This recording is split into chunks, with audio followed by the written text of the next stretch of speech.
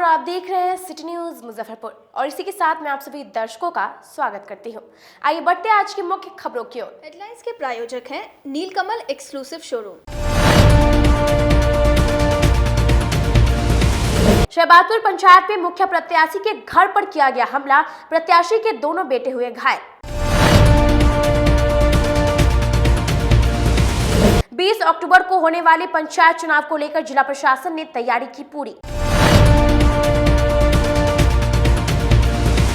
और इस्लाम धर्म के संस्थापक मोहम्मद पैगंबर साहिब के जन्मदिन पर मुस्लिम समुदाय के लोगों ने शहर में निकाला जुलूस। तो ये थी आज की मुख्य खबरें। अब खबरें विस्तार से। सोमवार की देर रात शहबाजपुर पंचायत की मुखिया प्रत्याशी के घर पर दूसरे पक्ष के लोगों ने किया हमला, जिसमें मुखिया प्रत्याशी के दोनों बेटे गंभीर रूप से घायल हो गए। जिले में देर रात मुखिया प्रत्याशी के घर पर हमला किया गया। मामला अहियापुर थाना क्षेत्र के शहबाजपुर का है। विरोध करने पर उनके दोनों बेटों के साथ जमकर मारपीट की गई। बड़े बेटे पर लाठी डंडों से वार किया, जिससे उनका सिर फट गया। आसपास के लोगों के जुटने पर सभी चुनाव नहीं लड़ने की धमकी देते हुए भाग गए। मुखिया प्रत्याशी रंजना देवी के बेटे नवनीत सिंह ने बताया कि चुनाव की तैयारी में जुटे हैं। देर रात क्षेत्र में अपने समर्थकों से मिलकर आए और दरवाजे पर बैठे हुए थे। इसी दौरान बाइक सवार 6 युवक चक्कर काटने लगे। उन्हें संदेह हुआ तो बाहर जाकर सभी को रोककर पूछा। सभी ने पीले रंग की टी-शर्ट और खाकी पैंट पहनी थी। इसके बाद सभी ने मिलकर लाठी और डंडे से हमला कर दिया। जमकर मारपीट की गई। घर पर पथराव भी किया गया। मेरा नाम नवनीत सिंह हुआ और मैं अहियापुर का निवासी हूँ, शहबाजपुर पंचायत का। और अभी पंचायत चुनाव में मेरी माता श्रीमती रंजना देवी जी मुखिया प्रत्याशी के रूप में प्रयास भी कर रहे हैं। कल हमारा प्रचार प्रसार का अंतिम दिन था। उन सभी कार्यों को संपन्न करने के बाद हम लगभग 12 बजे साढ़े 12 बजे के आसपास में अपने वही दरवाजे पर बैठे हुए थे। रात में? जी, रात में। तो देखे कि 4-5 मोटरसाइकिल से पीला रंग का टी-शर्ट पहने हुए और नीचे में खाकी पैंट पहनकर 1-2 राउंड मारते हुए जब देखे तो हमको कुछ सस्पेक्टेड चीज़ नज़र आया। तो हम बाहर निकल कर जब तीसरा बार वो आए तो हम पूछे उनसे कि भाई क्या बात है, भाई क्या चीज़ का चक्कर मार रहे हैं, कौन है? तो कहे कि एनसीसी के कैडेट से हैं। एनसीसी के कैडेट से हैं तो अभी रात में 1 बजे आप यहाँ पर क्या कर रहे हैं? तो कहे अहियापुर थाना ने हमें भेजा है निगरानी के लिए। तो हमने कहा कि ठीक है, हम आप बात करके आप अहियापुर थाना से हम संतुष्ट हो जाते। इतने में शहबाजपुर पंचायत से ही एक और अन्य प्रत्याशी हैं जो मुखिया पद पर लड़ रहे हैं, वंदना देवी जी, जिनके पुत्र हुए मनीष शाही और उनके पति हुए सुनील शाही। पहले उनके पुत्र आए, पहुँचे वहाँ पर और बदतमीजी करने लगे, चुनाव में बैठ जाने की धमकी वाले शब्दों के साथ कि आप तुम लोग चुनाव में बैठ जाओ, नहीं तो तुम्हारा हश्र अच्छा नहीं होगा, लाशें गिर जाएंगे। ऐसे धमकी वाले शब्दों का उपयोग करके हमारे बड़े भाई हैं, अश्विनी कुमार नाम हुआ उनका, जब उन्होंने इन बातों को सुना तो वो घर से बाहर निकल कर आए और आवेश में उन्होंने भी कुछ बहस हुआ और बहस के बाद उन्होंने हम पर वार कर दिया। और हर लड़के के पास डंडा उंडा सब था। मेरे मोबाइल में भी एक वीडियो है उन लड़के के चेहरों का। डंडा उंडा उनके पास था, कुछ धारदार हथियार था जिससे उन्होंने वार किया। 5-7 लड़कों ने मुझे पकड़ के नीचे गिरा दिया और समझिए कि जान से मारने की कोशिश की और मेरे बड़े भाई के माथे पर वार किया गया जिनका सर फटा है। तो कल रात में ही हम लोग लगभग 2 बजे के आसपास में मेडिकल अस्पताल पहुंचकर वहां पर उनका CT स्कैन वगैरह हुआ। रात भर उसी में रहे, फिर अब सुबह से थाना पर हैं कि जल्द से जल्द हमारा यही मांग है थाना से, अहियापुर थाना से, कि इस तरह से चुनावी प्रतिस्पर्धा अपनी जगह है, लेकिन इन सब चीज़ों का रुख कहीं ना कहीं चुनाव में नहीं लेना चाहिए। ये एक अच्छी सोच या एक अच्छी पहल सामाजिक दिशा में नहीं है। तो हमारी यही मांग है थाना प्रभारी महोदय से कि जो मुखिया प्रत्याशी पति सुनील शाही जी, उनके पुत्र मनीष कुमार जी, उन पर जल्द से जल्द गिरफ्तारी हो। 20 अक्टूबर को जिले के 2 प्रखंडों में होने वाली पंचायत चुनाव को लेकर जिला प्रशासन द्वारा तैयारियां पूरी कर ली गई हैं। बुधवार यानी 20 अक्टूबर को जिले के मुशहरी व बुछा की 46 पंचायतों में चुनाव होना है, जिसकी तैयारी जिला प्रशासन के द्वारा पूरी कर ली गई है। इन 46 पंचायतों में चुनाव के लिए 694 बूथ बनाए गए हैं। साथ ही त्रिस्तरीय सुरक्षा व नियंत्रण की व्यवस्था की गई है। आपको बता दें कि बोछा में शाम 3 बजे तक मतदान होना है, जबकि मुसहरी में शाम 5 बजे तक चुनाव होगा। इसको लेकर मंगलवार को मुसहरी प्रखंड में डीएम प्रणव कुमार और एसएसपी जयंतकांत ने संबंधित अधिकारियों के साथ ब्रीफिंग की। डीएसपी पूर्वी मनोज कुमार पांडे ने कहा कि चुनाव को शांतिपूर्ण, निष्पक्ष और भयमुक्त करवाने को लेकर पुलिस प्रशासन की ओर से सारी तैयारियां पूरी कर ली गई हैं। बिल्कुल चुनाव स्वस्थ, स्वच्छ, शांतिपूर्ण एवं निष्पक्ष माहौल में चुनाव संपन्न कराने हेतु पुलिस प्रशासन की ओर से बिल्कुल मुकम्मल इंतजाम किए गए हैं। प्रत्येक बूथ के स्तर पर स्टैटिक फोर्स है, इसके अलावा सेक्टर, जोनल, सुपर जोनल और इस सब के अतिरिक्त क्यूआरटी फोर्सेस की भी व्यवस्था की गई। कम्युनिकेशन प्लान कुछ इस किस्म का तैयार किया गया है कि किसी भी बूथ में किसी भी लॉ एंड ऑर्डर की स्थिति में अविलंब क्यूआरटी फोर्सेस वहां उपलब्ध होंगी। वहीं एसडीओ पूर्वी ज्ञान प्रकाश ने कहा कि सभी पदाधिकारियों को ब्रीफिंग कर निर्देशित किया गया है कि चुनाव निष्पक्ष और शांतिपूर्ण करवाना है। हम लोग ब्रीफिंग कर दिए हैं, उन लोगों को निर्देश दिया गया कि शांतिपूर्ण और निष्पक्ष चुनाव कराना है। सभी पोलिंग एजेंट जो हैं, किसी पोलिंग एजेंट के पास मोबाइल नहीं रहना चाहिए, फर्स्ट बात। सेकंड बात ये है कि जो भी मतदाता बूथ पर वोट देने आएंगे, वोट देने के बाद तुरंत वो अपने घर के चले जाएँ। ऑलरेडी 144 लागू है, जो भी हमारा मतदान केंद्र है, तो उसके 100 मीटर के दायरे में 144 भी लागू है। इसीलिए कोई भी नाजायज़ वहाँ मजमा नहीं बनेगा और हम लोग शांतिपूर्ण निष्पक्ष चुनाव कराएंगे। और सभी को हम लोग पीसीसीपी और दंडाधिकारी एक दूसरे का नंबर भी हम लोग दे दिए हैं, और जितना पीसीसीपी है वहाँ जाने के बाद स्टेटिक दंडाधिकारी भी हो जाएंगे। और जो पीसीसीपी 2 बूथ के चार्ज में है, अलग अलग है अगर बूथ, तो वहाँ अलग से स्टेटिक दंडाधिकारी की प्रतिनियुक्ति की जा रही है।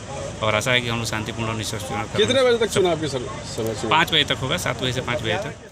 जिले में 8वें चरण के पंचायत चुनाव के नामांकन प्रक्रिया 21 अक्टूबर से शुरू हो जाएगी। 8वां चरण के चुनाव को लेकर आगामी 21 अक्टूबर को गायघाट प्रखंड के 23 पंचायतों के लिए नामांकन प्रक्रिया शुरू हो रही है। ऐसे में प्रखंड प्रशासन की तरफ से पूरी तैयारियां की जा रही है। आपको बता दें कि गायघाट में नामांकन प्रक्रिया को लेकर प्रखंड मुख्यालय के विभिन्न स्थानों पर नामांकन के लिए टेबल बनाया गया है, साथ ही हेल्थ डेस्क भी बनाए गए हैं, ताकि किसी भी व्यक्ति को कोई समस्या हो तो तुरंत इलाज किया जाएगा। सुरक्षा के दृष्टिकोण से नामांकन के लिए बनाए गए टेबलों का गायघाट बीडीओ डॉक्टर विमल कुमार और थाना अध्यक्ष नरेंद्र कुमार ने जायजा लिया। साथ ही कमियों को तुरंत सुधारने का निर्देश दिया गया। 27 को हमारे यहाँ प्रखंड में जो है वो पंचायत निर्वाचन का जो नामांकन प्रक्रिया शुरू होगी, तो इसके लिए हम लोग 27 टेबल बनाए हैं नामांकन के लिए। 10 टेबल बनाए हैं हेल्प डेस्क के लिए, और प्रखंड मुख्यालय स्थित विभिन्न भवन में जो है वो नामांकन का काम होगा। जैसे बीआईसी भवन में हमारे यहाँ जो है वो मुखिया के लिए नामांकन होगा। बाल विकास परियोजना पदाधिकारी के ऑफिस में पंचायत समिति के लिए नामांकन होगा। किसान भवन में वार्ड सदस्य के लिए नामांकन होगा, और जिला परिषद भवन में पंच और सरपंच के लिए नामांकन। तो वहाँ विभिन्न टेबल और प्रत्येक जगह अलग अलग हेल्प डेस्क रहेगी। और हम लोग सभी अभ्यर्थियों से अपील करते हैं कि उसका एक अभ्यर्थी स्वयं रहेंगे और उसका एक प्रस्तावक रहेंगे। अनावश्यक भेदभाव प्रखंड कार्यालय में नहीं लगाया जाएगा। उसके लिए हम लोग प्रखंड का भी बैरिकेडिंग कर रहे हैं, और इसमें जो है हम लोग एक हेल्थ डेस्क भी बनाए हैं। भीड़ अधिक होने के कारण कभी भी किसी व्यक्ति को कोई प्रॉब्लम आ सकती है, तो एक हेल्थ डेस्क भी रहेगा यहाँ। और थाना अध्यक्ष महोदय के द्वारा भी तैयारी की जा रही है। अनावश्यक भेदभाव को रोकने के लिए हम लोग कोई भी मोटरसाइकिल। आवारा पशुओं से इन दिनों शहर के लोग काफी परेशान हैं। नगर निगम प्रशासन इस पर नकेल कसने में विफल साबित हो रही है। शहर की मुख्य सड़कों पर आवारा पशुओं और कूड़े के अंबार की भरमार होने से लोग खासे परेशान हो रहे हैं। मुख्य मार्ग हो या वार्डों की गलियां, हर जगह कूड़े के अंबार के पास आवारा पशु विचरण करते नजर आते हैं। इन बेखौफ आवारा पशुओं की लड़ाई में राहगीरों के चपेट में आने के साथ ही आवागमन भी बाधित होता है। खासकर बुजुर्गों एवं बच्चों को परेशानी का सामना करना पड़ता है। लेकिन इन सब के बीच नगर निगम इन आवारा जानवरों की समस्या से निपटने के लिए कोई खास कवायद करती नजर नहीं आती है। आवारा जानवरों के कारण शहर के बच्चे और बूढ़े अपने घरों में कैद होकर रह गए हैं। इन सब के बावजूद आवारा जानवरों को पकड़ने का अभियान ठप पड़ा हुआ है। सरकार इन पशुओं की देखरेख एवं संरक्षण को लेकर करोड़ों रुपए खर्च कर रही है, लेकिन जिला पशुपालन विभाग और नगर निगम की लापरवाही के कारण स्मार्ट सिटी के मुख्य सड़कों पर मवेशियों को घूमते देखा जा सकता है। स्थानीय लोगों का कहना है कि बहुत बार निगम के पास शिकायत भी दर्ज कराई, लेकिन हर बार निगम कर्मियों के टाल मटोल व्यवहार के कारण निराश होकर लौटना पड़ता है। वहीं निगम प्रशासन की माने तो पशुओं को पकड़ने पर पशुपालकों के कोप का शिकार होना पड़ता है, जिस वजह से निगम कर्मी आवारा गायों को पकड़ने से परहेज करते हैं। आवारा पशुओं के जमावड़े का मुख्य कारण इन तस्वीरों को देखकर आप खुद समझ गए होंगे। डोर टू डोर कूड़ा कलेक्शन कर उन्हें सड़कों पर डंप कर दिया जाता है, जिन्हें खाने के लालच में डंपिंग की वजह से आवारा पशुओं के जमावड़े का कारण बनता है। प्लास्टिक की थैलियों पर प्रतिबंध के बावजूद इन आवारा पशुओं के पेट में कितना प्लास्टिक जमा हो गया होगा आप खुद समझ सकते हैं।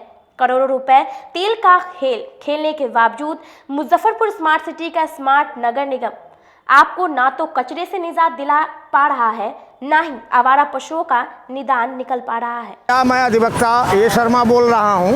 आज मैं अपनी बाइक बनवाने आया हूं, क्योंकि हमारी कचहरी बंद चल रही है कि आवारा पशुओं से और इतनी कचरा नगर निगम की लापरवाही है, इससे आने जाने वाले को आए दिन हादसा का सामना करना पड़ता है। बड़ी ही अव्यवस्था है मुजफ्फरपुर के लिए। अब हिसाब बना हुआ है, हर चौक चौराहा जाम लगा हुआ है, कोई निदान इसका नहीं निकल रहा है। काऊ कचर मशीन भी आ गया, जो बैन होता है काऊ कचर वो भी आ गया, और 2 मौतें 3 मौतें पहले भी हो चुकी हैं आवारा पशुओं से। क्या और मौतों का इंतजार कर रहे हैं? अब तो लगता है वैसा ही है। आप जैसे देख रहे हैं कैसे पशु जो है पूरे रोड को कैप्चर किए हुए है, और कचरा का डिब्बा भी आधे रोड पर पड़ा हुआ है।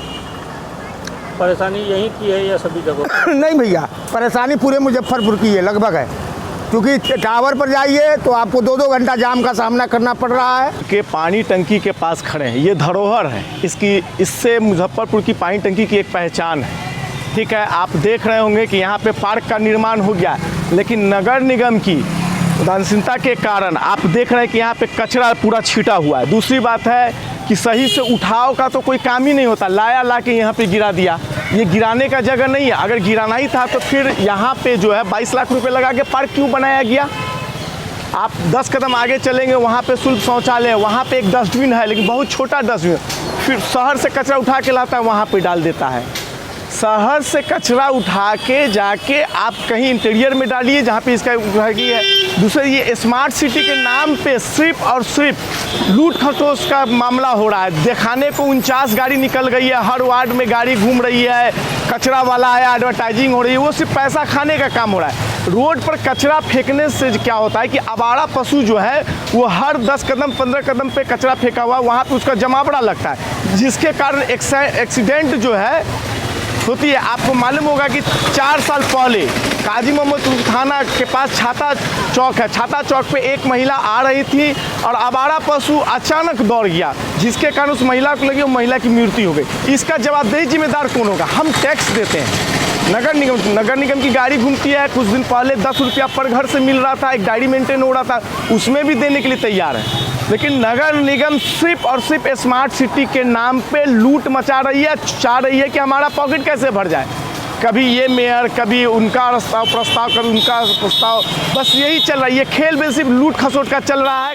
खादी ग्राम उद्योग संघ के 66वें वर्षगांठ पर 20 अक्टूबर को खादी महोत्सव का आयोजन किया जाएगा, जिसकी जानकारी संघ के अध्यक्ष ने दी है।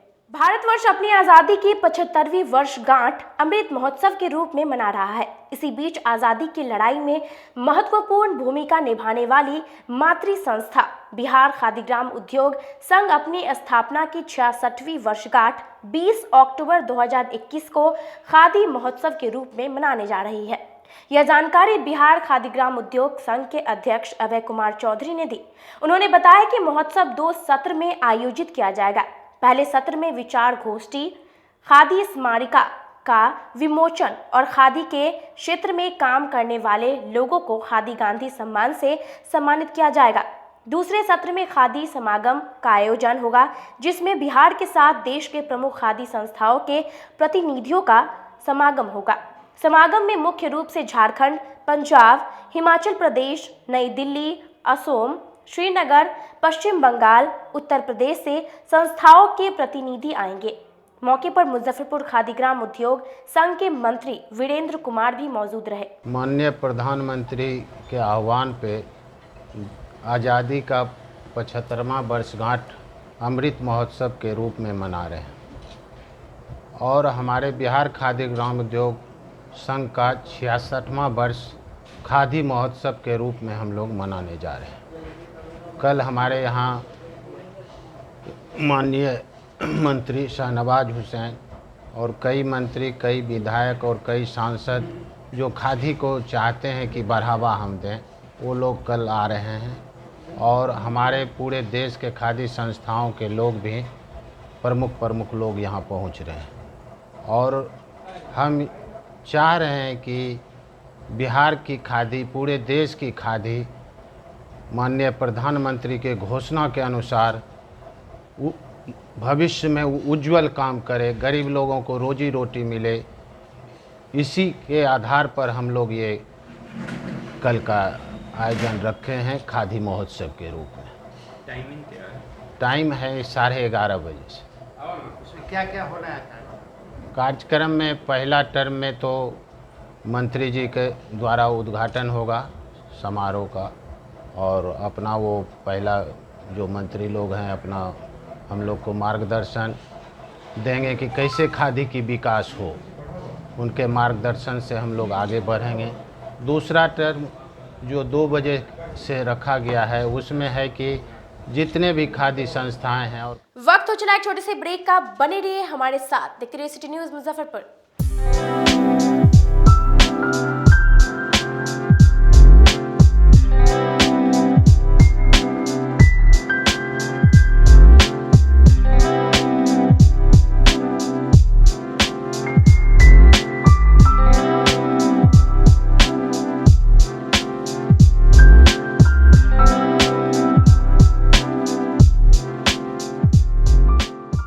फैशन की दुनिया में कदम से कदम मिलाकर चलना चाहते हैं, वो भी कम बजट में, तो एक बार जरूर जाएं मोतीझील पूजा बाजार स्थित विकास कलेक्शन शोरूम में। यहाँ रेमन, पार्क, यूएस पोलो, मुफ्ती शर्ट, ब्लैकबेरी के एक्सक्लूसिव रेंज उपलब्ध हैं। इसके अलावा सियाराम के कोट पैंट, ब्लेजर और शेरवानी भी उपलब्ध है। सभी ब्रांड में 1 पीस के खरीद पर 20% तथा 2 पीस के खरीद पर 30% की विशेष छूट दी गई है। तो हमारे यहाँ एक बार अवश्य पधारे। हमारा पता है विकास कलेक्शन, बीबी कॉलेज स्कूल के अपोजिट पूजा बाजार, मोतीझील। हमारा संपर्क नंबर है 9835104722। हाँ, पहले आप लोग का नमस्कार। मेरे यहाँ विकास गारमेंट जो पूजा मार्केट मोतीझील में है, लगन के शुभ अवसर के लिए कोट पैंट, ब्लेजर, विंटर के जैकेट, स्वेटर, मतलब सब चीज़, शेरवानी, अंडर गारमेंट, सारे चीज सब ब्रांड में, टी शर्ट भी सब वो है और राउंड में टी शर्ट है, गोल गला में टी शर्ट है, सभी तरह का ब्रांड है। और सबसे अच्छा ये है कि हम ऑफर देते रहते हैं। अभी मोस्टली अब आ गया है आपके अपने शहर में उत्तर बिहार का पहला नीलकमल एक्सक्लूसिव शोरूम। नीलकमल इंडिया की फेवरेट फर्नीचर ब्रांड है। इस कंपनी के सभी रेंज एक ही छत के नीचे आपको मिलेगी। होम फर्नीचर, ऑफिस फर्नीचर की सभी रेंज यहाँ पे उपलब्ध है। कंपनी का एक्सक्लूसिव शोरूम होने के कारण 40% तक की विशेष छूट यहाँ मिल रही है। इसके अलावा 0% इंटरेस्ट के साथ बैंक से फाइनेंसिंग की भी सुविधा उपलब्ध है। तो देर मत कीजिए, एक बार हमारे यहाँ अवश्य पधारें।